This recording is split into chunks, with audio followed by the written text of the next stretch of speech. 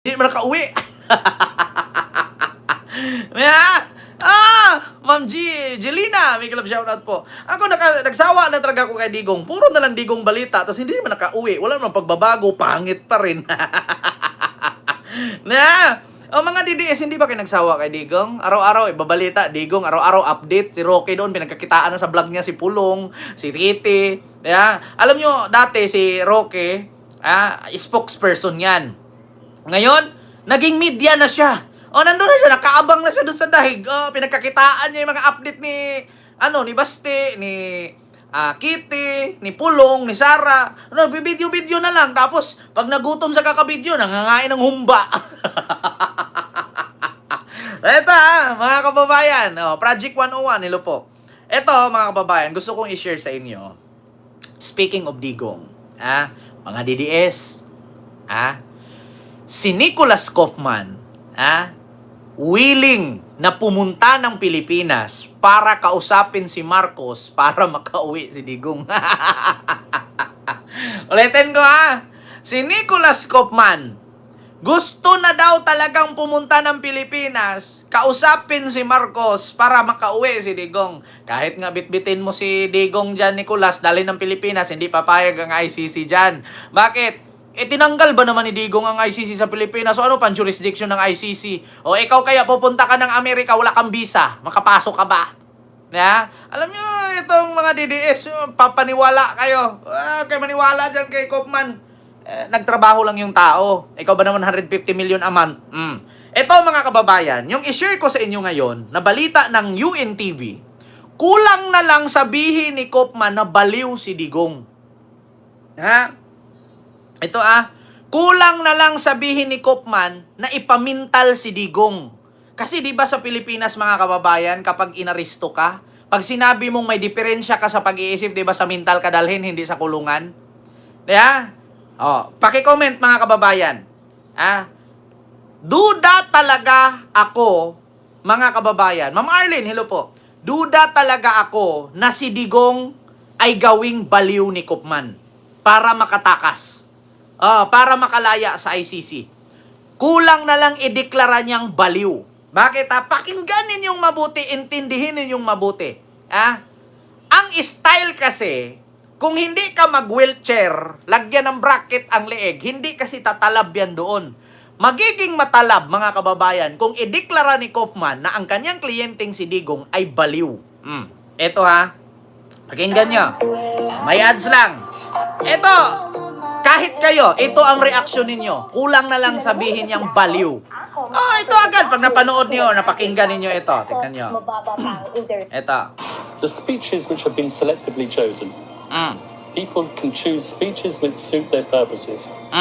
Sadyang pinili ang mga pahayag ni dating Pangulong Rodrigo Duterte para palabasin na may pulisiya ng extrajudicial killing ang dating administrasyon. Ayon kay Attorney Nicholas Kaufman, ito ang hindi naintindihan sa paraan ng pagsasalita ng dating Pangulo. Dagdag pa nito, ang mga sinabi ng dating Presidente ay hindi patunay o batayan na may pulisiya ng extrajudicial killing na ipinatupad ang nakaraang administrasyon. So ang sabi dito mga kababayan, hindi daw lahat ng pag-amin ni Digong sa Senado at sa Kongreso ay hindi daw pwedeng gawing batayan na para meron talagang extrajudicial killings or AGK. So, mga kababayan, gusto ko lang i-rewind sa inyo. Ito mga kababayan, Digong, umamin. Yung mga pag-amin, mga kababayan ni Digong, hindi daw yon. Sa inyo po, nakaranasan, kayo mismo ba pumatay? Ako? Marami. Mga 6 o 7.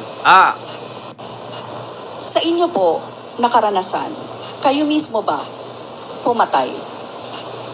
Ako? Marami. Mga 6 o 7. Yang mga ganyang salitaan mga kababayan, hindi daw yan pwedeng paniwalaan or hindi daw yan pwedeng gawing batayan para mapatunayan na merong extrajudicial killings sa Davao. Kasi daw, anong gusto mangyari ni Kaufman? Buang si Digong? Anong gusto mong gawin, Kaufman? Maniwala kami na baliw si Digong? Diba? Anong gusto mong palabasin? Lahat ng pag-amin ni Digong sa hearing sa Senado, sa Kongreso, wag paniwalaan? Kasi hindi daw pwede gawing batayan or basihan na pag-amin niya, ako pumatay, yes, 6 or 7. Ako talaga bumaril. Hindi daw yun pwede gawing sapat na batayan o basihan para merong extrajudicial killings.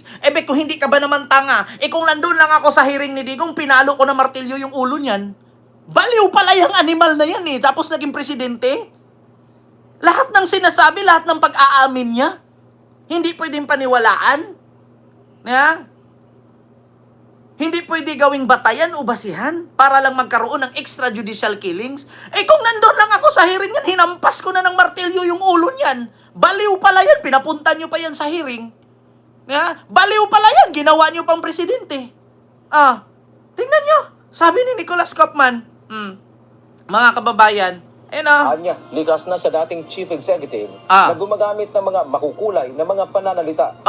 But the former president made plenty of speeches which don't necessarily support a policy of extrajudicial killing. Kasi sanay na daw ang presidente, puro joke ang lumabas sa bunganga. Sanay na daw ang presidente, puro pagmumura. Kaya masanay na lang daw ang tao. So anong gusto nyo mangyari, DDS? I-manipulate nyo kami? Anong gusto nyo mangyayari? I-brainwash nyo kami na paniwala namin na kahit magmura si Digong, normal lang? Ano yan? Nakakalungkot isipin, meron pala tayong presidenteng buang. Di ba? Kulang na lang sabihin ni Kaufman na baliw si Digong para hindi basihan na mayroong extrajudicial killings. Ito na naman, si GC Abilido, mag-antay daw siya, kailan ako magilit? Kailan po ba makauwi si Digong? Di ba ang sabi ko, pag nakauwi si Digong ng Pilipinas, magilit ako, kailan po ba siya pauwiin para magilit ako? Mag-antay din po ako, GC. GC, Abilido. Mag-antay ka, kailan ako magilit? Kailan din po ba uuwi si Digong na putang inang yan? Makauwi ang Pilipinas yan, paluin ko martilyo ulo niyan. Diba? Kulang na lang sabihin ni Kaufman na baliw si Digong. Huwag gawing batayan ang mga sinasabi niya kasi sa normal na daw yan sa presidente or dating chief executive na nagjujuk ang sinasabi. Putang ina!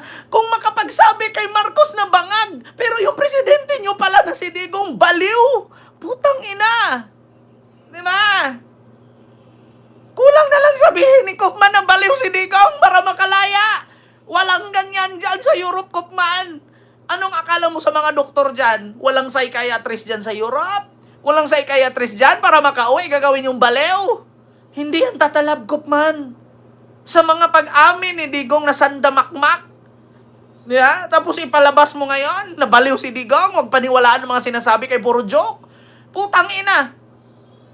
Ang hearing sa Kongreso, ang hearing sa Senado, for the humanity yan, usaping buhay. Usaping Pilipinas, usaping bayan. Tapos yung pag-amin niya doon, wag gawing sapat, wag gawing basihan, wag gawing, ano yun, dahilan na para merong extrajudicial killings?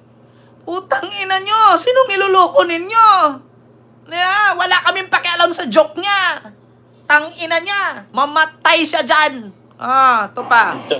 He was a person who wasn't shy of using, we put it, colourful language.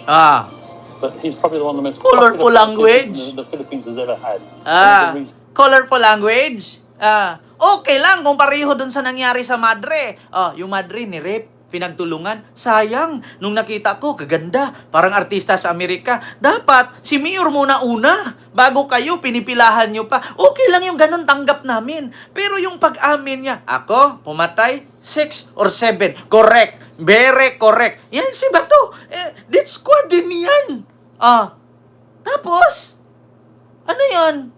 Hindi namin pwedeng gawing sapat na basihan o batayan na mayroong extrajudicial killings?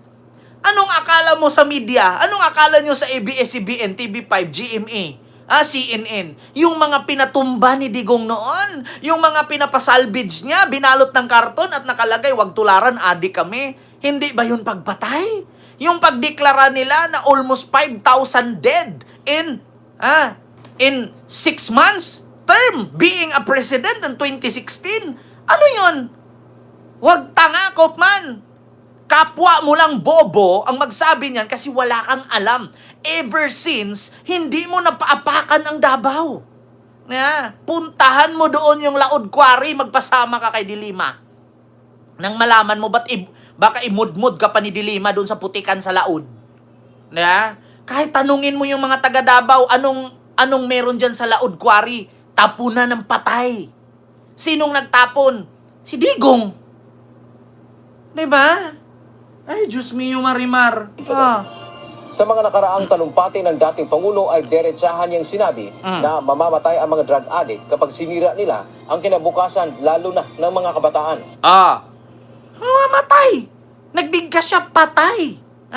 Buhay ang kapalit. Kopman, ako sa'yo, magbitaw ka na pagiging lawyer ni Digong. Ramdam na namin yung pamimira mo. Sa bagay, ang perang mabilis na kuha, mabilis mawala. Kita nyo naman. I am not disappointed. I am very angry. I am not disappointed. I am very angry. Wala. Wala ka talagang wala nakatayo. Dapat may managot. Mahiya naman kayo. Sa mga anak, sa mga pamilya na binaboy ninyo. Mahiya naman kayo. Patungkol dyan sa 300 ka-EJK victims. Gustong dumalo at mag-witness. Ba't hindi mo subukang tanungin si Arturo Las Cañas at si Edgar Matubato? Mahiya naman kayo. Pati mga opisyal ng pamahalaan ay hindi rin nakaligtas. Nang tanungin si Atty. Kaufman kung talaga bang sinadya ng media na gumawa ng mga peking balita o impormasyon upang Utang ina mo, Kaufman, media pa ang maglabas ng peke na impormasyon at balita. Samantalang kami taga Pilipinas, ikaw taga Netherlands, wala ka namang alam. Sinong papaniwalaan, Kaufman? Baka yung mga taga-media, ABS-CBN, TV5, GMA, CNN, isampal sa'yo yung mga video at pati Rappler kung ilan ang pinatay ni Digong noon. Kaufman, wala ka sa Pilipinas nung nangyari yan. Pero kami nandito kami. Kahit tayong dalawa ang magdebate ngayon, hindi ka mananalo sa akin. Kasi ako, lahat ng sasabihin ko may proof. Ikaw, wala kang alam. Ultimo nga, humba na pinag-agawan ng mga DDS dyan, hindi mo alam Kaufman, hindi pa kami nagka-Alzheimer. Kaufman, hindi pa kami nagka-ulyanin. Kaufman, matigas pa yung titi ko kaysa sa titi mo. Tapos sabihin mo, mga media, pineke. Baka pagsampalin ka ng mga record ng GMA News, ABS-CBN News, Rappler, CNN, baka mahilo ka. Baka nakalimutan mo yung ipinasa nila na almost 16 hours of video and audio footage. Na ebidensya at 8,500 pages na handwritten evidence laban kay Digong. Kaufman, abogado ka, di ba? Once ang isang hearing nanumpa ang isang tao at lahat ng kanyang sasabihin doon ay totoo. Lahat ng kanyang bibitawan, di ba? The truth, nothing but the truth. I am Kent Garcia versus the Republic of the Philippines, people of the Philippines. Bago si Digong pumunta ng Kongreso, nanumpa siya, Kaufman, na lahat ng bibitawan niyang salita, lahat ng kanyang sabihin ay mula sa kanya'y totoo, walang pahid kasinungalingan, kasi may possibility makasuhan siya kapag ibahin niya ang statement. Baka, Kaufman, kahit ako lang kaharap mo, hindi ka mananalo sa akin. Kaufman, Pinoy ako. Buo aking loob. Malaki aking itlog. Diyos ko, Kaufman, saan ka naniniwala? Sa kwento ni Sarah? Paano kung banggain kayo dyan sa September 23 ng sandamakmak na testigo? Paano nyo lusutan yan? Tinanong ka nga ni Hanilit Attorney Kaufman, how could you defend a man if you didn't know the man? Diba? Kulang na lang sabihin mong baliw si Digong para, makalaya. Walang ganyan dyan. Yeah? Like po tayo, mga kababayan. Sir Archie, mega love shout out. Yeah? Tapos na tayo dyan, mga kababayan. Magiging baliw tayo mag-reaction dyan. Kung baliw ang kliyente, baliw ang abogado, magiging baliw din ang magre-react. Ito yung